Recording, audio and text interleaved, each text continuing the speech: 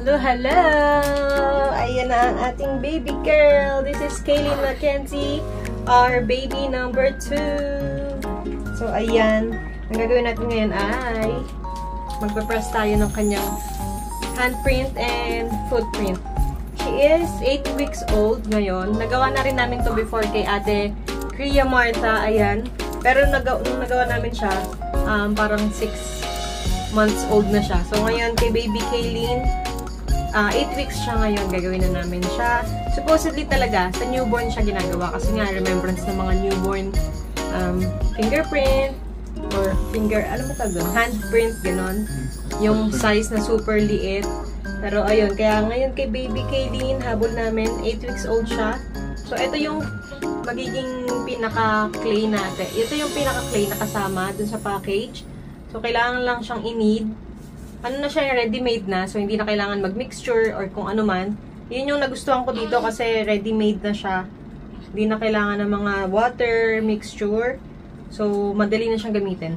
Si Daddy ang magagawa. Naka-plastic kasi siya. Tapos natanggal na niya tong iba. Grabe, ang gaan lang niya. Pero pag tumigas to, tumitigas siya talaga. Yan. Tinatanggal lang sa plastic. Medyo tumikit siya sa plastic.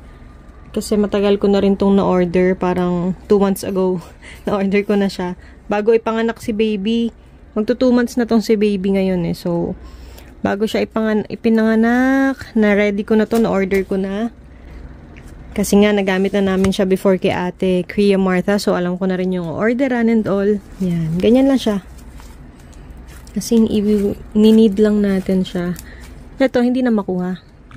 Ayun. Naka-plastic siya na.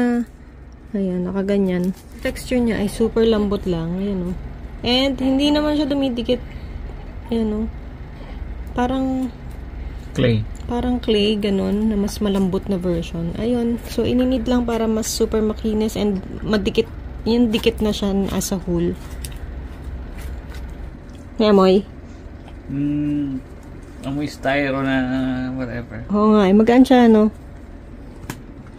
Magaan lang siya. Ang weird ng texture. Oh, super gaan. Parang wala kang hawak.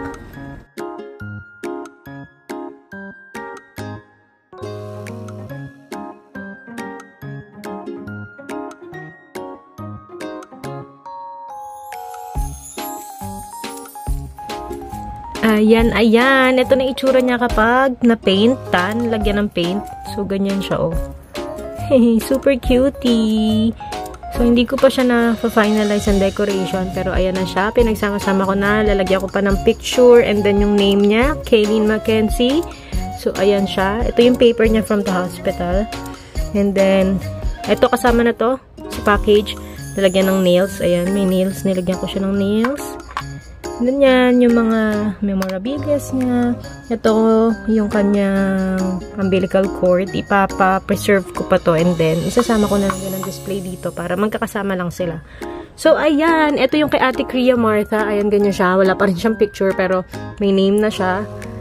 Ito yan. Kaya medyo malaki na siya kasi 6 months old na siya dito. Si Kaylin Mackenzie ay going 2 months pa lang dito sa kanyang handprint and footprint. So, ayan na nga. Ito ang kay Ate Kriya Martha.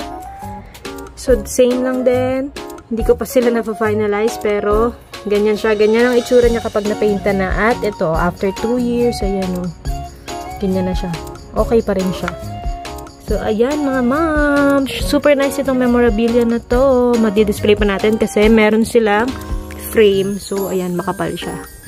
Ayan lang, pagka natapos ko na to, ipopost ko na lang to. Kung gusto nyo makita ang finished product, ipopost ko ang pictures sa aming Facebook page. See you! Thank you for watching!